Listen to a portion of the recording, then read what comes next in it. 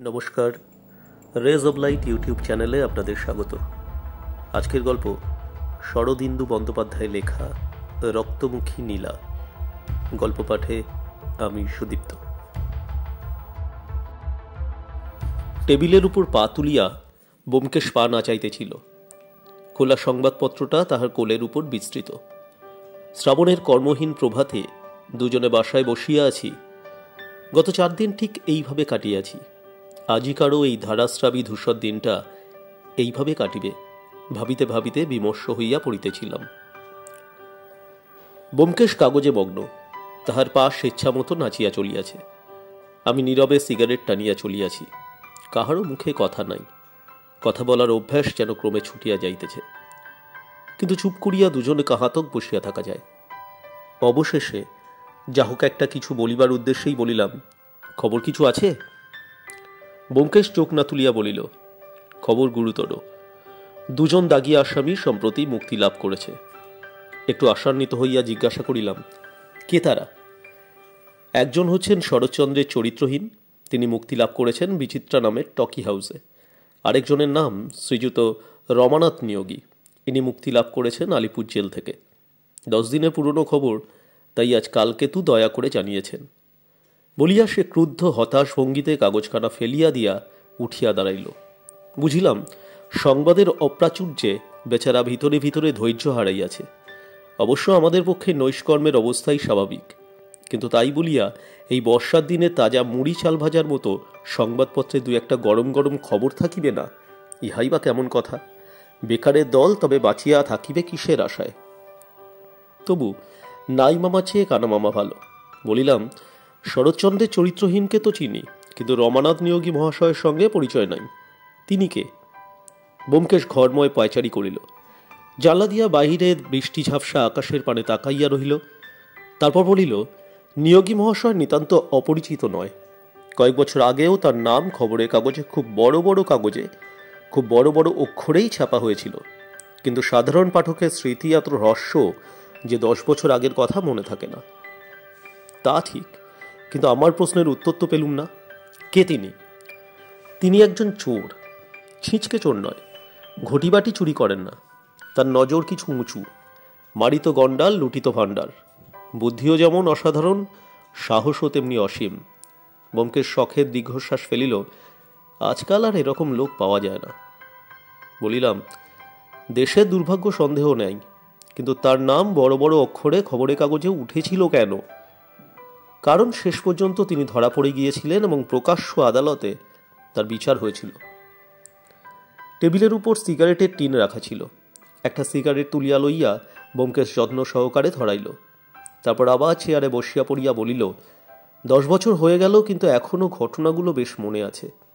তখন আমি সবেমাত্র এ কাজ আরম্ভ করেছি, তোমার সঙ্গে দেখা হবারও আগে।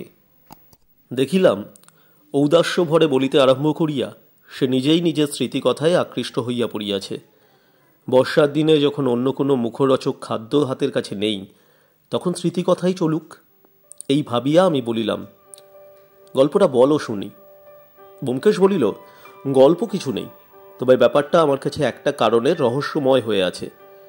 পুলিশ খেটেছিল খুব এবং বাহাদুরিও দেখিয়েছিল অনেক, কিন্তু আসল জিনিসটা উদ্ধার করতে পারেনি। আসল জিনিসটা কি? তবে বলি শোনো। সে সময় কলকাতা শহরে হঠাৎ জহরত চুরির খুব ধুম পড়ে গিয়েছিল। আজ হীরালালের দোকানে চুরি হচ্ছে, কাল দত্ত কোম্পানির দোকানে চুরি হচ্ছে, এই রকম ব্যাপার। দিন 15-র মধ্যে 5খানা বড় বড় দোকান থেকে প্রায় 3-4 লক্ষ টাকার হীরা জহরত লোপাট হয়ে গেল। পুলিশ সজোরে তদন্তে লাগিয়ে দিল। তারপর একদিন মহারাজা রমেন্দ্র সিংহের বাড়িতে চুরি হলো। মহারাজ রমেন্দ্র সিংহের পরিচয় দিয়ে তোমাকে অপমান করব না। বাঙালির মধ্যে তার নাম জানে না এমন লোক কমই আছে। যেমন ধনী তেমনি ধার্মিক। তার মতো সহৃদয় দয়ালু লোক আজকালকার দিনে বড় একটা দেখা যায় না। সম্প্রতি তিনি একটু বিপদে জড়িয়ে পড়েছেন, কিন্তু সে থাক। ভালো ভালো জহরত সংগ্রহ করা তার একটা শখ ছিল। বাড়িতে দোতলার একটা ঘরে তার সংগৃহীত জহরতগুলি কাচের শোকেসে সাজানো থাকত। সতর্কভাবে অভাব ছিল না। সেফাই, শান্তি, চৌকিদার অষ্টপ্রহর পাহারা দিত। কিন্তু তবু একদিন রাত্রিবেলা চোর ঢুকে 2 জন চৌকিদারকে অজ্ঞান করে তার কয়েকটা দামি জহরত নিয়ে পালালো। মহারাজের সংগ্রহে একটা রক্তমুখী নীলা ছিল, সেটা তার অত্যন্ত প্রিয়। নীলাটাকে মহারাজ নিজের ভাগ্যলক্ষ্মী মনে করতেন, সর্বদা আঙুলে পড়ে থাকতেন। কিন্তু কিছুদিন আগে সেটা আংটিতে আলগা হয়ে গিয়েছিল বলে খুলে রেখেছিলেন। বোধহয় ইচ্ছা ছিল শ্যাকরা ডাকিয়ে মেরামত করে আবার আঙুলে পড়বেন। চোর সেই নীলাটাও নিয়ে গিয়েছিল। নীলা সম্বন্ধে তুমি জানো কি না বলতে পারি না। নীলা জিনিসটা হিরে, তবে নীল হিরে। অন্যান্য হীরের মতো কিন্তু কেবল ওজনের ওপরই এর দাম হয় না। অধিকাংশ সময় আমাদের দেশে অন্তত নীলার দাম ধার্য হয় এর দৈব শক্তির ওপর। নীলা হচ্ছে শনি গ্রহের পাথর।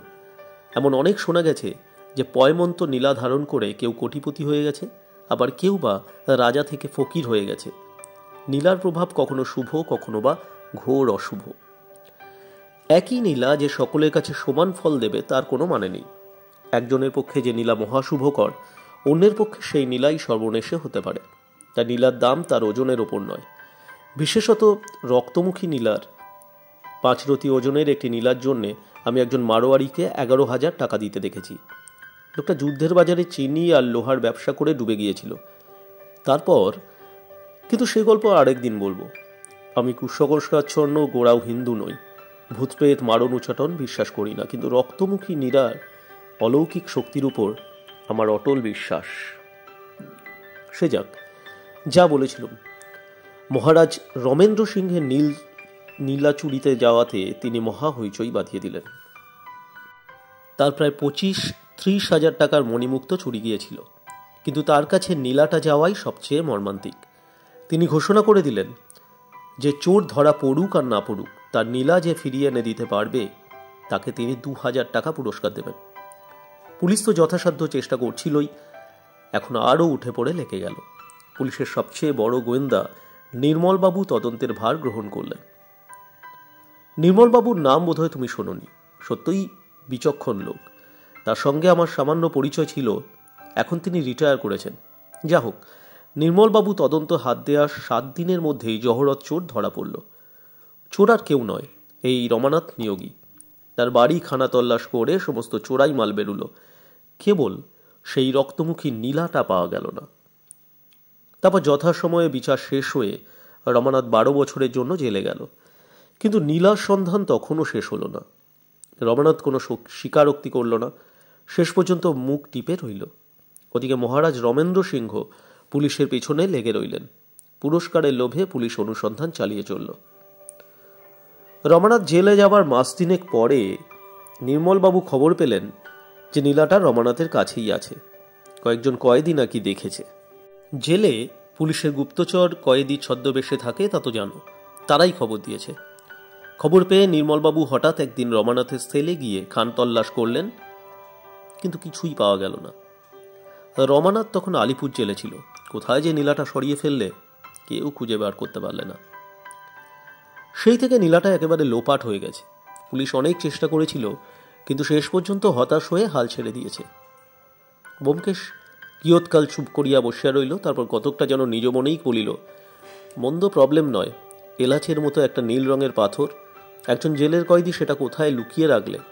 কেসটা যদি আমার হাতে আসতো চেষ্টা করে দেখতুম, 2,000 টাকা পুরস্কারও ছিল। ব্যোমকেশের অর্ধ স্বগতোক্তি ব্যাহত করিয়া সিঁড়ির উপর পদশব্দ শোনা গেল। আমি সোজা হইয়া উঠিয়া বলিলাম, লোক আসছে ব্যোমকেশ, বোধহয় মক্কেল।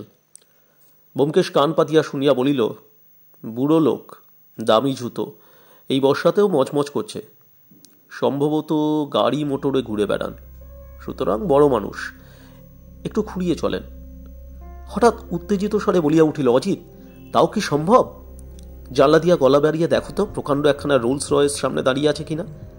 আছে, ঠিক ধরেছি তাহলে। কি আশ্চর্য যোগাযোগ অজিত।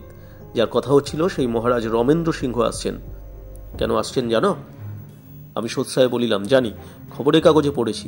তার সেক্রেটারি হরিপদ রক্ষিত সম্প্রতি খুন হয়েছেন, সেই বিষয়ে হয়তো। দ্বারে টোকা পড়িল। দ্বার খুলিয়া ব্যোমকেশ আসুন মহারাজ বলিয়া যে লোকটিকে সসম্ভ্রমে আহ্বান করিল, সাময়িক কাগজপত্রে তাহার অনেক ছবি দেখিয়া থাকিলেও আসল মানুষটিকে এই প্রথম চক্ষুষ করিলাম।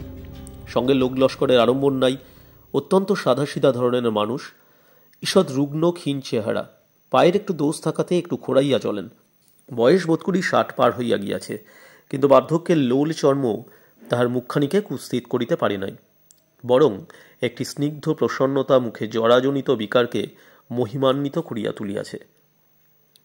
মহারাজ একটু হাসিয়া ব্যোমকেশের মুখের পানে চাহিলেন। তাহার দৃষ্টিতে ঈষৎ বিস্ময় প্রকাশ পাইল। বলিলেন, আপনার ভাব দেখে মনে হচ্ছে আপনি আমার প্রতীক্ষা করছিলেন। আমি আসব সেটা কি আগে থাকতে অনুমান করে রেখেছিলেন নাকি? ব্যোমকেশও হাসিল। এত বড় সৌভাগ্য আমি কল্পনা করতেও পারিনি, কিন্তু আপনার সেক্রেটারির মৃত্যুর কোনো কিনারাই যখন পুলিশ করতে পারল না, তখন আশা করেছিল হয়তো মহারাজ স্মরণ করিবেন। কিন্তু আসুন, আগে বসুন। মহারাজ চেয়ারে উপবেশন করিয়া ধীরে ধীরে বলিলেন, হ্যাঁ, আজ 5 দিন হয়ে গেল, পুলিশ তো কিছুই করতে পারলে না, তাই ভাবলুম দেখি যদি আপনি কিছু করতে পারেন। হরিপদর উপর আমার একটা মায়া জন্মে গিয়েছিল, তাছাড়া তার মৃত্যুর ধরনটাও এমন ভয়ঙ্কর। মহারাজ একটু থামিলেন। অবশ্য সে সাধু লোক ছিল না, কিন্তু আপনারা তো জানেন, ওই রকম লোককে সৎপথে আনবার চেষ্টা করা আমার একটা খেয়াল। আর সব দিক দিয়ে দেখতে গেলে হরিপদ নেহাত মন্দ লোক ছিল না। কাজকর্ম খুবই ভালো করত, আর কৃতজ্ঞতাও যে তার অন্তরে ছিল সে প্রমাণও আমি অনেকবার পেয়েছি। ব্যোমকেশ বলিল, মাপ করবেন, হরিপদবাবু সাধু লোক ছিলেন না এ খবর তো জানতুম না। তিনি কোনো দুষ্কার্য করেছিলেন? মহারাজ বলিলেন, সাধারণে যাকে দাগি আসামি বলে সে ছিল তাই। অনেকবার জেল খেটেছিল। শেষবার জেল থেকে বেরিয়ে যখন আমার কাছে। ব্যোমকেশ বলিল, দয়া করে সব কথা গোড়া থেকে বলুন। খবরের কাগজে বিবরণ আমি পড়েছি বটে, কিন্তু তা এত অসম্পূর্ণ যে কিছুই ধারণা করা যায় না। আপনি মনে করুন আমরা কিছুই জানি না। মহারাজ বলিলেন, বেশ, তাই বলছি। তারপর গলাটা ঝাড়িয়া লইয়া আস্তে আস্তে বলিয়া আরম্ভ করিলেন, আন্দাজ মাস 6 কথা হবে। ফাল্গুন মাসের মাঝামাঝি হরিপদ প্রথম আমার সঙ্গে দেখা করতে এলো। আগের দিন জেল থেকে বেরিয়েছে, আমার কাছে কোনো কথাই গোপন করলে না। বললে আমি তাকে সৎপথে চলবার একটা সুযোগ দিই, তাহলে সে আর বিপথে যাবে না। তাকে দেখে তার কথা শুনে দয়া হলো। বয়স বেশি নয়, 40-এর নিচেই, কিন্তু এরই মধ্যে বাচ্চালেক জেল খেটেছে। শেষবারে চুরি, জালিয়াতি, নাম ভাড়িয়ে পরের দস্তখতে টাকা নেওয়া ইত্যাদি কয়েকটা গুরুতর অপরাধে লম্বা মেয়াদ খেটেছে। দেখলুম অনুতাপও হয়েছে। জিজ্ঞাসা করলুম, কি কাজ করতে পারো? বললে, লেখাপড়া বেশি শেখবার অবকাশ পাইনি, 19 বছর থেকে ক্রমাগত জেলই খাটছি। তবু নিজের চেষ্টায় শর্ট হ্যান্ড টাইপিং শিখেছি। যদি দয়া করে আপনি নিজের কাছে রাখেন, প্রাণ দিয়ে আপনার কাজ করব। হরিপদকে প্রথম দেখেই তার ওপর আমার একটা মায়া জন্মেছিল। কি জানি কেন, ওই জাতীয় লোকের আবেদন আমি অবহেলা করতে পারি না। তাই যদিও আমার শর্ট হ্যান্ড টাইপিস্টের দরকার ছিল না, তবু 50 টাকা মাইনে দিয়ে তাকে নিজের কাছে রাখলুম। তার আত্মীয় স্বজন কেউ ছিল না, কাজেই একখানা ছোট বাসা ভাড়া করে থাকতে লাগলো। কিছুদিনের মধ্যেই দেখলুম লোকটি অসাধারণ কর্মপটু আর বুদ্ধিমান। যে কাজ তার নিজের নয়, তাও যেমন সুচারুভাবে করে রাখে যে কারুর কিছু বলবার থাকে না। এমনকি ভবিষ্যতে আমার কি দরকার হবে তা আগে থাকতে আন্দাজ করে তৈরি করে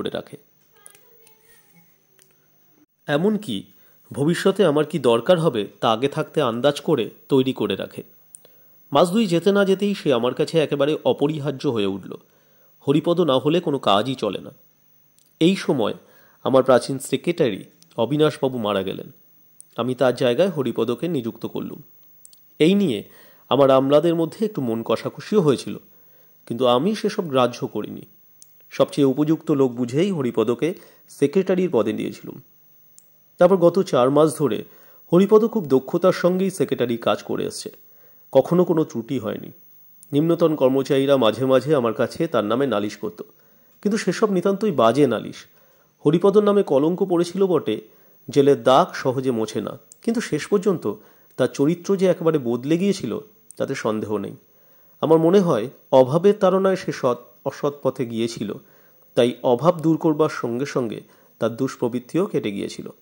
আমাদের জেলখানা খুঁজলে এই ধরনের কত লোক যে বেরোয় তার সংখ্যা নেই। সে যা হোক, হঠাৎ গত মঙ্গলবারে যে ব্যাপার ঘটল তা একেবারে অভাবনীয়। খবরের কাগজে অল্প বিস্তর বিবরণ আপনারা পড়েছেন, তাতে যোগ করবার আমার বিশেষ কিছু নেই। সকালবেলা খবর পেলুম হরিপদ খুন হয়েছে। পুলিশে খবর পাঠিয়ে নিজে গেলুম তার বাসায়। দেখলুম শোবার ঘরের মেঝে সে মরে আছে, রক্তে চারদিক ভেসে যাচ্ছে। হত্যাকারী তার গলাটা এমন ভয়ঙ্করভাবে কেটেছে যে ভাবতেও আতঙ্ক হয়। গলার নলি কেটে চিরে একেবারে ছিন্ন ভিন্ন করে দিয়েছে। আপনারা অনেক হত্যাকাণ্ড নিশ্চয়ই দেখেছেন, কিন্তু এমন পাশবিক নৃশংসতা কখনো দেখেছেন বলে বোধ হয় না। এই পর্যন্ত বলিয়া মহারাজ যেন সেই ভয়ঙ্কর দৃশ্যটা পুনরায় প্রত্যক্ষ করিয়া শিহরিয়া চক্ষু মুদিলেন। ব্যোমকেশ জিজ্ঞাসা করিল, তার দেহে আর কোথাও আঘাত ছিল না? মহারাজ বলিলেন, ছিল। তার বুকে ছুরির একটা আঘাত ছিল। ডাক্তার বলেন, ওই আঘাতই মৃত্যুর কারণ। গলার আঘাতগুলো তার পরের, অর্থাৎ হত্যাকারী প্রথমে তার বুকে ছুরি মেরে তাকে মর্মান্তিক আহত করে তারপর তার গলা ওইভাবে ছিন্ন ভিন্ন করেছে। কি ভয়ঙ্কর নিষ্ঠুরতা ভাবুন তো। আমি শুধু ভাবি, কি উন্মত্ত আক্রোশের বশে মানুষ তার মনুষ্যত্ব বিসর্জন দিয়ে এমন হিংস্র জন্তুতে পরিণত হয়। কিছুক্ষণ আর কোনো কথা হইল না। মহারাজা বোধ করি মনুষ্য নামক অদ্ভুত জীবের অমানসিক দুষ্কৃতি করিবার অফুরন্ত শক্তির কথাই ভাবিতে লাগিলেন। ব্যোমকেশ ঘাড় হেঁট করিয়া চিন্তামগ্ন হইয়া রইল। সহসা ব্যোমকেশের অর্ধমুদিত চক্ষের দিকে আমার নজর পড়িল। সঙ্গে সঙ্গে আমিও উত্তেজিত হইয়া উঠিলাম। সেই দৃষ্টি বহুবার দেখিয়াছি, ভুল হইবার নয়। ব্যোমকেশ কোথাও একটা সূত্র পাইয়াছে। মহারাজ অবশেষে মৌনভঙ্গ করিয়া বলিলেন, আমি যা জানি আপনাকে বললুম। এখন আমার ইচ্ছা, পুলিশ যা পারে করুক, সেই সঙ্গে আপনিও আমার পক্ষ থেকে কাজ করুন। এত বড় একটা নৃশংস হত্যাকারী যদি ধরা না পড়ে, তাহলে সমাজের পক্ষে বিশেষ আশঙ্কার কথা। আপনার কোনো আপত্তি নেই তো? ব্যোমকেশ বলিল, কিছু না। পুলিশের সঙ্গে আমার ঝগড়া নেই, বরঞ্চ বিশেষ প্রণয় আছে। আপত্তি কিসের? আচ্ছা, হরিপদ শেষবার কবছর জেল খেটেছিল আপনি জানেন? মহারাজ বলিলেন, হরিপদর মুখেই শুনেছিলুম আইনের কয়েক ধারা মিলিয়ে তার 14 বছর জেল হয়েছিল। কিন্তু জেলে শান্তশিষ্টভাবে থাকলে কিছু সাজা মাফ হয়ে থাকে, তাই তাকে 11 বছরের বেশি খাটতে হয়নি। ব্যোমকেশ প্রফুল্ল স্বরে বলিল, বেশ চমৎকার। হরিপদ সম্বন্ধে আপনি আর কিছু বলতে পারেন না? মহারাজ বলিলেন, আপনি ঠিক কোন ধরনের কথা জানতে চান বলুন, দেখি যদি বলতে পারি। ব্যোমকেশ বলিল, মৃত্যুর 2-4 দিন আগে তার আচার ব্যবহারে এমন কিছু লক্ষ্য করেছিলেন কি যা ঠিক স্বাভাবিক নয়? মহারাজ বলিলেন, হ্যাঁ, লক্ষ্য করেছিলাম। মৃত্যু 3-4 দিন আগে একদিন সকালবেলা হরিপদ আমার কাছে বসে কাজ করতে করতে হঠাৎ অত্যন্ত অসুস্থ হয়ে পড়ে। তার ভাব দেখে আমার মনে হয়েছিল যে কোনো কারণে সে ভারী ভয় পেয়েছে। সে সময় আর কেউ আপনার কাছে ছিল না? মহারাজ একটু ভাবিয়া বলিলেন, সে সময় কতকগুলি ভিক্ষার্থীর আবেদন আমি দেখছিলাম। যতদূর মনে পড়ে, একজন ভিক্ষার্থী তখন সেখানে উপস্থিত ছিল। তার সামনেই হরিপদ অসুস্থ হয়ে পড়ে। হ্যাঁ। একটু নীরব থাকিয়া ব্যোমকেশ বলিল, যাক, আর কিছু? অন্য সময়ের কোনো বিশেষ ঘটনা স্মরণ করতে পারেন না? মহারাজা প্রায় 5 মিনিট গালে হাত দিয়া বসিয়া চিন্তা করিলেন। তারপর বলিলেন, একটা সামান্য কথা মনে পড়ছে, নিতান্তই অবান্তর ঘটনা, তবু বলছি, আপনার যদি সাহায্য হয়। আপনি বোধহয় জানেন না, কয়েক বছর আগে আমার বাড়ি থেকে একটা দামি নীলা চুরি যায়। জানি বই কি। জানেন? তাহলে এও নিশ্চয়ই জানেন যে সেই নীলাটা ফিরে পাওয়ার জন্য আমি 2000 টাকা পুরস্কার ঘোষণা করেছিলাম। তাও জানি, তবে সে ঘোষণা এখনো বলবৎ আছে কিনা জানি না। মহারাজ বলিলেন, ঠিক ওই প্রশ্নই হরিপদ করেছিল। তখন সে আমার টাইপিস্ট, সবে মাত্র কাজে ঢুকেছে। একদিন হঠাৎ জিজ্ঞাসা করলে, মহারাজ, আপনার যে নীলাটা চুরি গিয়েছিল সেটা এখন ফিরে পেলে আপনি কি 2000 টাকা পুরস্কার দেবেন? তার প্রশ্নে কিছু আশ্চর্য হয়েছিলাম, কারণ এতদিন পরে নীলা ফিরে পাওয়ার আর কোনো আশাই ছিল না। পুলিশ আগেই হাল ছেড়ে দিয়েছিল। আপনি হরিপদর প্রশ্নের কি উত্তর দিয়েছিলেন? বলেছিলাম, যদি নীলা ফিরে পাই নিশ্চয়ই দেব। ব্যোমকেশ তরাক করিয়া উঠিয়া দাঁড়াইয়া বলিল, মহারাজ, আমি যদি আজ ওই প্রশ্ন করি, তাহলে কি সেই উত্তরই দেবেন? মহারাজ কিছুক্ষণ অবাক হইয়া তাকাইয়া থাকিয়া বলিল, হ্যাঁ, নিশ্চয়ই। কিন্তু ব্যোমকেশ আবার বসিয়া পড়িয়া বলিল, আপনি হরিপদর হত্যাকারীর নাম জানতে চান? মহারাজের হতবুদ্ধি ভাব আরো বর্ধিত হইল। তিনি বলিলেন, আমি তো কিছুই বুঝতে পারছি না। আপনি হরিপদর হত্যাকারীর নাম জানেন নাকি? জানি, তবে তার বিরুদ্ধে প্রমাণ সংগ্রহ করা আমার কাজ নয়। সে কাজ পুলিশ করুক, আমি শুধু তার নাম বলে দেব। তারপর তার বাড়ি তল্লাশ করে প্রমাণ বার করা বোধহয় শক্ত হবে না। অভিভূত কণ্ঠে মহারাজ বলিলেন, কিন্তু এই যে ভেলকিবাজির মতো মনে হচ্ছে। সত্যিই আপনি তার নাম জানেন? কি করে জানলেন? আপাতত অনুমান মাত্র, তবে অনুমান মিথ্যে হবে না। হত্যাকারীর নাম হচ্ছে রমানাথ নিয়োগী। রমানাথ নিয়োগী? কিন্তু কিন্তু নামটা পরিচিত মনে হচ্ছে। হবারই তো কথা। বছর 10 আগে ইনিই আপনার নীলা চুরি করে জেলে গিয়েছিলেন। সম্প্রতি জেল থেকে বেরিয়েছেন। মনে পড়েছে। কিন্তু সে হরিপদকে খুন করলো কেন? হরিপদর সঙ্গে তার কি সম্বন্ধ? সম্বন্ধ আছে, পুরনো কয়েকটা নথি ঘাটলেই সেটা বেরোবে। কিন্তু মহারাজ, বেলা প্রায় 11টা বাজে, আর আপনাকে ধরে রাখবো না। বিকেল 4টের সময় যদি দয়া করে আবার পায়ের ধুলো দেন, তাহলে সব জানতে পারবেন। আর হয়তো নীলাটাও ফিরে পেতে পারেন। আমি ইতিমধ্যে সব ব্যবস্থা করে রাখব। হতভম্ব মহারাজকে বিদায় দিয়া ব্যোমকেশ নিজেও বাহির হইবার জন্য প্রস্তুত হইতে লাগিল। জিজ্ঞাসা করিল, এত বেলায় তুমি আবার কোথায় চললে? সে বলিল, বেরুতে হবে। জেলের কিছু পুরনো কাগজপত্র দেখা দরকার। তাছাড়া অন্য কাজও আছে। কখন ফিরবো কিছু ঠিক নাই। যদি সময় পাই হোটেলে খেয়ে নেব। বলিয়া ছাতা ও বর্ষাতি লইয়া বিরামহীন বৃষ্টির মধ্যে বাহির হইয়া পড়িল। যখন ফিরিয়া আসিল তখন বেলা 3টা। জামা জুতা খুলিতে খুলিতে বলিল, বেজায় খিদে পেয়েছে, কিছু খাওয়া হয়নি, স্নান করে নি। পুটিরাম চট করে কিছু খাওয়ার ব্যবস্থা করো। আজ ম্যাটিনি, ঠিক 4টের সময় অভিনয় আরম্ভ হবে। বিস্মিতভাবে বলিলাম, সে কি? কিসের অভিনয়? ব্যোমকেশ বলিল, ভয় নেই, এই ঘরেই অভিনয় হবে। অজিত, দর্শকদের জন্য আরো গোটা কয়েক চেয়ার এ ঘরে আনিয়ে রাখো। বলিয়া স্নান ঘরে ঢুকিয়া পড়িল। স্নানান্তে হার করিতে বসিয়া বলিলাম, সমস্ত দিন কি করলে বলো? ব্যোমকেশ অনেকখানি অমলেট মুখে পুড়িয়া দিয়া তৃপ্তির সহিত চিবাইতে চিবাইতে বলিল, জেল ডিপার্টমেন্টের অফিসে আমার এক বন্ধু আছেন। প্রথমে তার কাছে গেলুম। সেখানে পুরনো রেকর্ড বার করে দেখা গেল যে আমার অনুমান ভুল হয়নি। তোমার অনুমানটি কি? প্রশ্নে কর্ণপাত না করিয়া ব্যোমকেশ বলিতে লাগিল, সেখান কাজ শেষ করে বুদ্ধবাবু বিধুবাবুর কাছে গেলুম। হরিপদর খুনটা তারই এলাকায় পড়ে। কেসের ইনচার্জ হচ্ছেন ইন্সপেক্টর পূর্ণবাবু। পূর্ণবাবুকে ব্যাপারটা বুঝিয়ে এবং বিধুবাবুর পদোদ্বয়ে যথাযথ তৈল প্রয়োগ করে শেষ পর্যন্ত কার্যধারণ হলো। কিন্তু কার্যটা কি তাই যে আমি এখনো জানি না। কার্যটা হচ্ছে প্রথমত রমানাথ নিয়োগীর ঠিকানা বার করা এবং দ্বিতীয়ত তাকে গ্রেপ্তার করে তার বাসা খানা তল্লাশ করা। ঠিকানা সহজেই বেরুলো, কিন্তু খানা তল্লাশে বিশেষ ফল হলো না।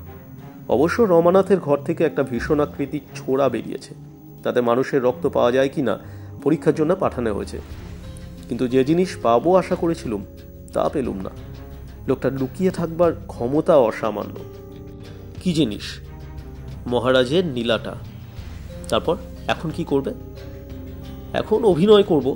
রমানাথের কুসংস্কারে ঘা দিয়ে দেখব যদি কিছু ফল পাই। ওই বোধহয় মহারাজ এলেন, বাকি অভিনেতারাও এসে পড়ল বলিয়া ঘড়ির দিকে তাকাইল। আর কারা আসবে? রমানাথ এবং তার রক্ষীরা। তারা এখানে আসবে? হ্যাঁ, বিধুবাবুর সঙ্গে সেই রকম ব্যবস্থাই হয়েছে। পুটিরাম, খাবারের বাসনগুলো সরিয়ে নিয়ে যাও। আর কিছু জিজ্ঞাসা করিবার অবসর পাইলাম না। মহারাজ আসিয়া প্রবেশ করিলেন। ঘড়িতে ঠং ঠং করিয়া 4টে বাজল।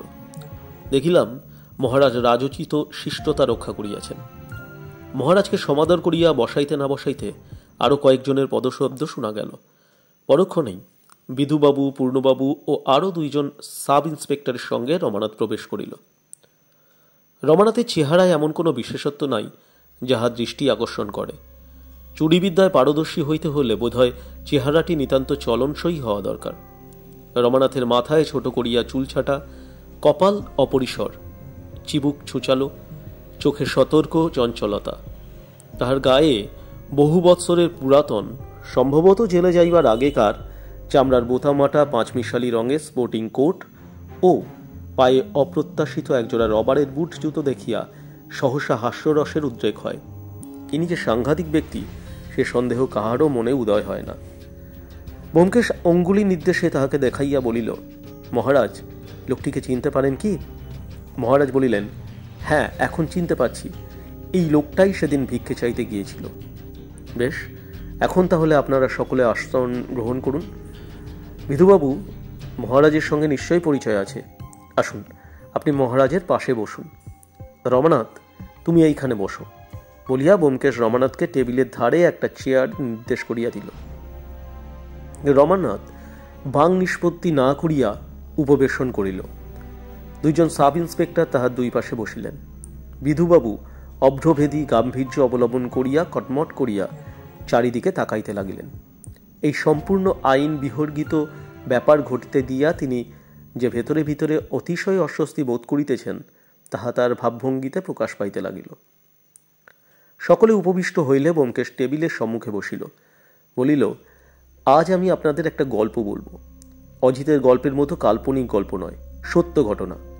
যতদূর সম্ভব নির্ভুলভাবেই বলবার চেষ্টা করব। যদি কোথাও ভুল হয় রমানাথ সংশোধন করে দিতে পারবে। রমানাথ ছাড়া আরেকজন এ কাহিনী জানত, কিন্তু আজ সে বেঁচে নেই। এইটুকু ভূমিকা করিয়া ব্যোমকেশ তাহার গল্প আরম্ভ করিল। রমানাথের মুখ কিন্তু নির্বিকার হইয়া রইল।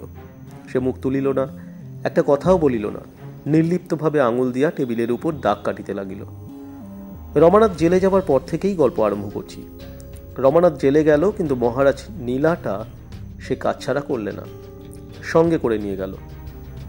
কি কৌশলে সকলের সতর্ক দৃষ্টি এড়িয়ে নিয়ে গেল তা আমি জানি না, জানবার চেষ্টাও করিনি। রমানাথ ইচ্ছা করলে বলতে পারে।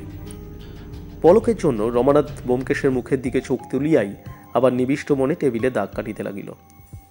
ব্যোমকেশ বলিতে লাগিল, রমানাথ অনেক ভালো ভালো দামি জহরত চুরি করেছিল, কিন্তু তার মধ্যে থেকে কেবল মহারাজের রক্তমুখী নীলাটাই সে কেন সঙ্গে রেখেছিল তা অনুমান করাই দুষ্কর। সম্ভবত পাথরটার একটা সম্মোহন শক্তি ছিল। জিনিসটা দেখতেও চমৎকার। গাঢ় নীল রঙের একটা হীরা, তার ভেতর থেকে রক্তের মতো লাল রং ফুটে বেরুচ্ছে। রমানাথ সেটাকে সঙ্গে নেবার লোভ সামলাতে পারেনি। পাথরটা খুব পয়মন্ত, একথাও সম্ভবত রমানাথ শুনেছিল।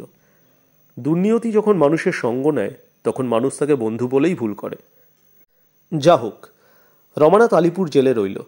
কিছুদিন পরে পুলিশ জানতে পারল যে নীলাটা তার কাছেই আছে। যথাসময়ে রমানাথের সেল খানাতল্লাশ হলো।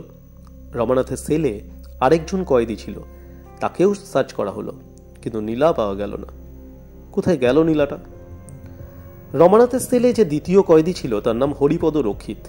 হরিপদ পুরনো ঘাগি আসামি, ছেলেবেলা থেকে জেল কেটেছে, তার অনেক গুণ ছিল। যারা জেলের কয়েদি নিয়ে ঘাঁটাঘাঁটি করেছেন তারাই জানেন এক জাতীয় কয়েদি আছে যারা নিজেদের গলার মধ্যে পকেট তৈরি করে। ব্যাপারটা শুনতে খুবই আশ্চর্য, কিন্তু মিথ্যে নয়। কয়েদিরা টাকা কড়ি জেলে নিয়ে যেতে পারে না, অথচ তাদের মধ্যে বেশিরভাগই নেশাখোর। তাই ওয়ার্ডারদের ঘুষ দিয়ে বাইরে থেকে মাদকদ্রব্য আনার জন্য টাকার দরকার হয়। গলার পকেট তৈরি করবার ফন্দি এই প্রয়োজন থেকেই উৎপন্ন হয়েছে। যারা কাঁচা বয়স থেকে জেলে আছে তাদের মধ্যেই এই জিনিসটা বেশি দেখা যায়। প্রবীণ পুলিশ কর্মচারী মাত্রই এসব কথা জানে। হরিপদ ছেলেবেলা থেকে জেল খাটছে, সে নিজের গলায় পকেট তৈরি করেছিল। রমানাথ যখন তার সেলে গিয়ে রইল তখন দুজনের মধ্যে বেশ ভাব হয়ে গেল। ক্রমে হরিপদর পকেটের কথা রমানাথ জানতে পারল। তারপর একদিন হঠাৎ পুলিশ জেলে হালান দিল। সেলের মধ্যে নীলা লুকোবার জায়গা নেই। রমানাথ নীলাটা হরিপদকে দিয়ে বললে, তুমি এখন গলার মধ্যে লুকিয়ে রাখো। হরিপদকে সে নীলাটা আগেই দেখিয়েছিল এবং হরিপদরও সেটার উপর দারুণ লোভ জন্মেছিল। সে নীলাটা নিয়েই টপ করে গিলে ফেলল। তার কণ্ঠনালীর মধ্যে নীলাটা গিয়ে রইল। বলা বাহুল্য, পুলিশ এসে যখন তল্লাশ করল তখন কিছুই পেল না। এই ঘটনার পরদিনই হরিপদ হঠাৎ অন্য জেলে চালান হয়ে গেল। জেলের রেকর্ডে তার উল্লেখ আছে। হরিপদর ভারী সুবিধা হলো। সে বিশ্বাসঘাতকতা করল যাবার আগে নীলাটা রমানাথকে ফিরিয়ে দিয়ে গেল না। রমানাথ কিছু বলতে পারল না। চোরের মার কান্না কেউ শুনতে পায় না। সে মন গুমড়ে রয়ে গেল। মনে মনে তখন থেকেই বোধ করি ভীষণ প্রতিহিংসার সংকল্প আঁটতে লাগলো। এই সময় লক্ষ্য করিলাম রমানাথের মুখের কোনো বিকার ঘটে নাই, কিন্তু রগ ও গলার শিরা দপদপ করিতেছে, দুই চক্ষু রক্তাভ হইয়া উঠিয়াছে। ব্যোমকেশ বলিয়া চলিল, তারপর একে একে 10টি বছর কেটে গেছে। 6 মাস আগে হরিপদ জেল থেকে মুক্তি পেল। মুক্তি পেয়েই সে মহারাজের কাছে এলো। তার ইচ্ছে ছিল মহারাজের সঙ্গে পরিচিত হয়ে ক্রমে নীলাটা তাকে ফেরত দেবে। বিনামূল্যে নয়, 2000 টাকা পুরস্কারের কথা সে জানত। ও নীলা অন্যত্ব বিক্রি করতে গেলেই ধরা পড়ে যেতে হবে, তাই সে চেষ্টাও সে করল না। কিন্তু প্রথম থেকেই মহারাজ তার প্রতি এমন সদয় ব্যবহার করলেন যে সে ভারী লজ্জায় পড়ে গেল। তবু সে একবার নীলার কথা মহারাজের কাছে তুলেছিল, কিন্তু শেষ পর্যন্ত নীলার বদলে মহারাজের কাছ থেকে টাকা আদায় করতে তার বিবেকে বেঁধে গেল। মহারাজের দয়ার গুণে হরিপদর মতো লোকের মনেও যে কৃতজ্ঞতার সঞ্চার হয়েছিল এটা বড় কম কথা নয়। ক্রমে হরিপদর দিন ঘনিয়ে আসতে লাগল। 10 দিন আগে রমানাথ জেল থেকে মুক্তি পেয়ে বেরুল। হরিপদ কোথায় তা সে জানত না, কিন্তু এমনি দৈবের খেলা যে চারিদিক যেতে না যেতেই মহারাজের বাড়িতে রমানাথ তার দেখা পেয়ে গেল। রমানাথকে দেখার ফলেই হরিপদ অসুস্থ হয়ে পড়েছিল। হঠাৎ অসুস্থ হয়ে পড়বার তার আর অন্য কোনো কারণ ছিল না। যে প্রতিহিংসার আগুন 10 বছর ধরে রমানাথের বুকে ধিকি ধিকি জ্বলছিল তা একেবারে দুর্বার হয়ে উঠল। হরিপদর বাড়ির সন্ধান সে সহজেই বার করল। তারপর সেদিন রাত্রে গিয়ে এ পর্যন্ত বোমকে সকলের দিকে ফিরিয়া গল্প বলিতেছিল, এখন বিদ্যুতের মতো রমানাথের দিকে ফিরিল। রমানাথ মন্ত্রমুগ্ধ সর্পের মতো নিষ্পলক চক্ষে বোমকেশের পানে তাকাইয়াছিল। বোমকেশ তাহার দিকে অঙ্গুলি নির্দেশ করিয়া চাপা তীব্র স্বরে বলিল, রমানাথ, সে রাত্রে হরিপদর গলা ছিঁড়ে তার কণ্ঠনালীর ভেতর থেকে তুমি নীলা বার করে নিয়েছিলে। সে নীলা কোথায়? রমানাথ বোমকেশের চক্ষু হইতে চক্ষু সরাইতে পারিল না। সে একবার জিহ্বা দ্বারা অধর লেহন করিল, একবার চেয়ার ছাড়িয়া উঠাইয়া দাঁড়াইবার চেষ্টা করিল। তারপর যেন অসীম বলে নিজেকে বোমকেশের সম্মোহন দৃষ্টির নাগপাশ হইতে মুক্ত করিয়া লইয়া বিকৃত কণ্ঠে বলিয়া উঠিল, আমি জানি না, হরিপদকে আমি খুন করিনি, হরিপদ কার নাম জানি না, নীলা আমার কাছে নেই বলিয়া আরক্ত বিদ্রোহী চক্ষে চাহিয়া সে 2 হাত বুকের ওপর চাপিয়া রইল। বোমকেশের অঙ্গুলি তখনও তাহার দিকে নির্দেশ করিয়াছিল। আমাদের মনে হইতে লাগিল যেন একটা মর্মগ্রাসী নাটকের অভিনয় দেখিতেছি। 2টা প্রবল ইচ্ছাশক্তি পরস্পরের সহিত মরণান্তক যুদ্ধ করিতেছে। শেষ পর্যন্ত কে জয়ী হইবে তাহা দেখিবার একান্ত আগ্রহে আমরা চিত্রার্পিতের মতো বসিয়া রইলাম। বোমকেশের কণ্ঠস্বরে একটা ভয়ঙ্কর দৈববাণীর সুর ঘনাইয়া আসিল।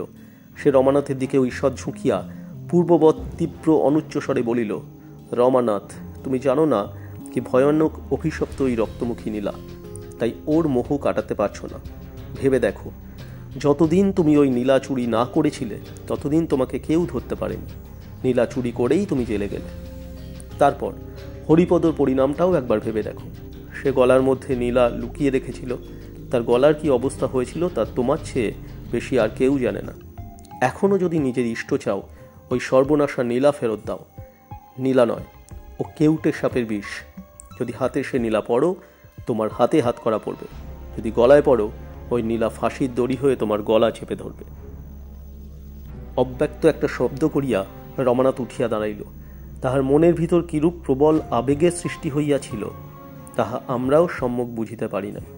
পাগলের মতো সে একবার চারিদিকে চাইল, তারপর নিজের কোটের চামড়ার বোতামটা সজোরে ছিঁড়িয়া দূরে ফেলিয়া দিয়া চিৎকার করিয়া উঠিল, চাই না, চাই না, এই নাও নীলা, আমাকে বাঁচাও বলিয়া একটা দীর্ঘ শিহরিত নিঃশ্বাস ফেলিয়া অজ্ঞান হইয়া মাটিতে পড়িয়া গেল। বোমকেশ কপাল হইতে ঘাম মুছিল। দেখিলাম তাহার হাত কাঁপিতেছে। ইচ্ছাশক্তির যুদ্ধে সে জয়ী হইয়াছে বটে, কিন্তু অবলীলাক্রমে নয়। রমানাথের নিক্ষিপ্ত বোতামটা ঘরের কোণে গিয়া পড়িয়াছিল। সেটা তুলিয়া লইয়া তার খোলস ছাড়াইতে ছাড়াইতে বোমকেশ স্খলিত স্বরে বলিল, মহারাজ, এই নিন আপনার রক্তমুখী নীলা।